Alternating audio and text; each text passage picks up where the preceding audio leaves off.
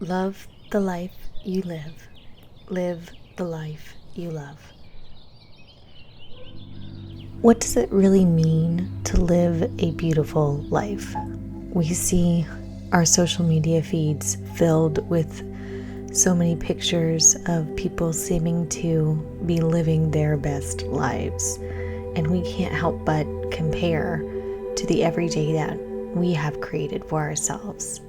It took me until I was well into my 30s for me to start thinking about what my real motivation was in life. What did I really want out of my life?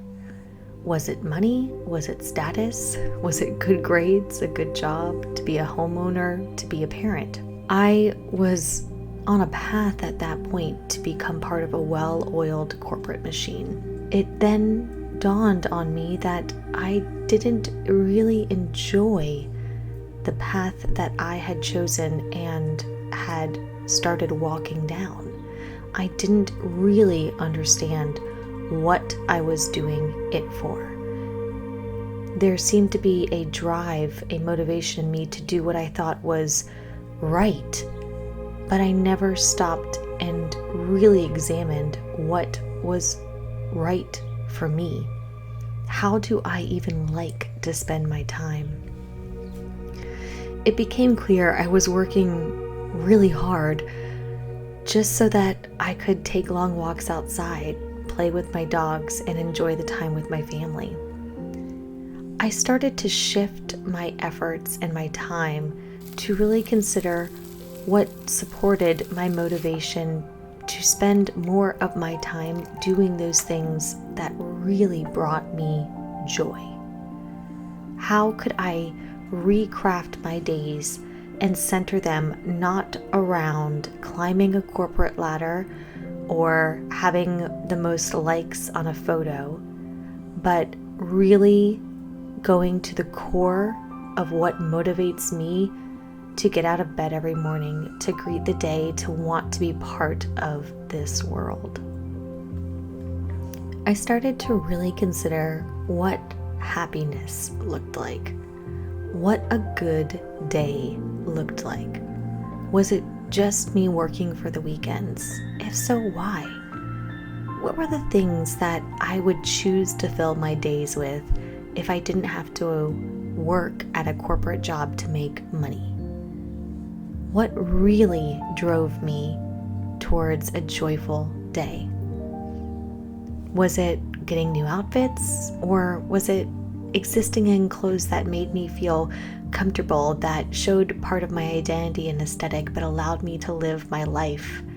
What were the monikers of success that I really wanted to be associated with? What were the things that supported my identity and helped me cultivate a truly rich life that I loved? For me, it was really understanding what the true meaning of contentment looked like for myself. What was enough? What were the things that were really important to me that I wanted to ensure I cultivated my life around? How can I craft my everyday happiness to support those? It was a drastic shift in thinking because I had never considered happiness as a component of my motivation or success. Growing up, I always knew that I was drawn towards creation, that I found solace and zeal and excitement in creating artistic expressions of myself. It didn't matter if it was with paint or chalk or dance or cooking. I wanted to create something, and I had a drive to do that.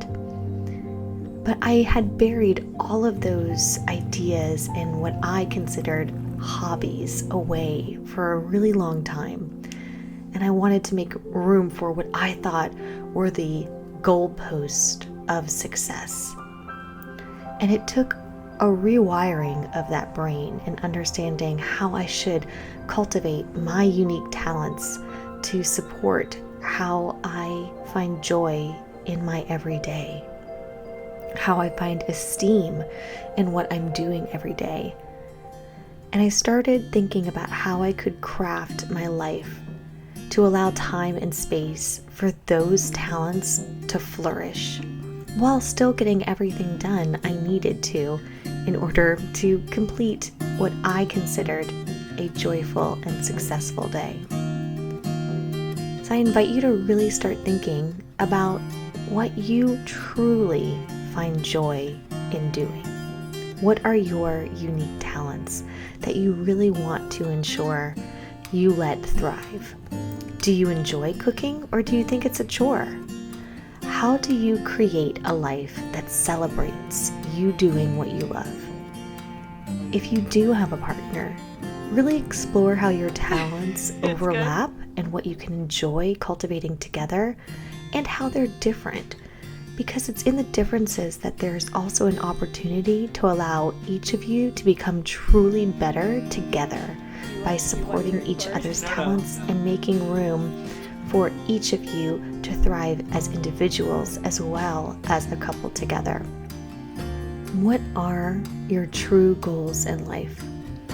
What do you really want your life to look like?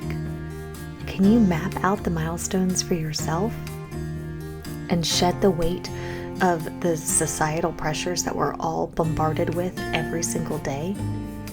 How can we put time and effort, our most valuable resources, into ensuring that you're leading the life you really want to be? Can doing this exercise ourselves, taking the time to sit and think about what we really want and how we really want to get there, how we want the journey of our lives to look like, can that help guide us to our purpose and craft how we invest our time on a day-to-day basis?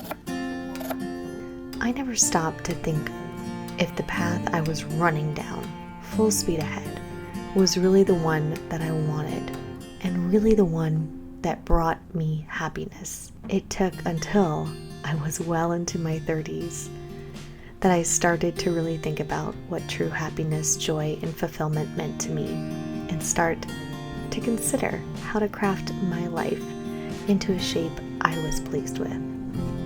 Remember that you hold the power over how you want to spend your days.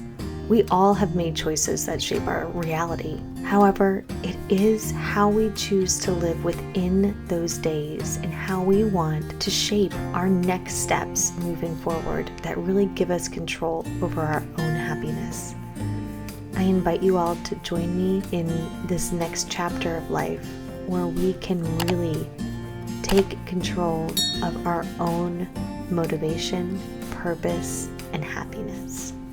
If you'd like to continue learning how you can live a more beautiful life, regardless of if you have a partner or not, please click the first link in the description and you'll get a copy of my free ebook, How to Live a Romantic Life. Until next time, laissez le bon temps rouler, and everyone, have a great day.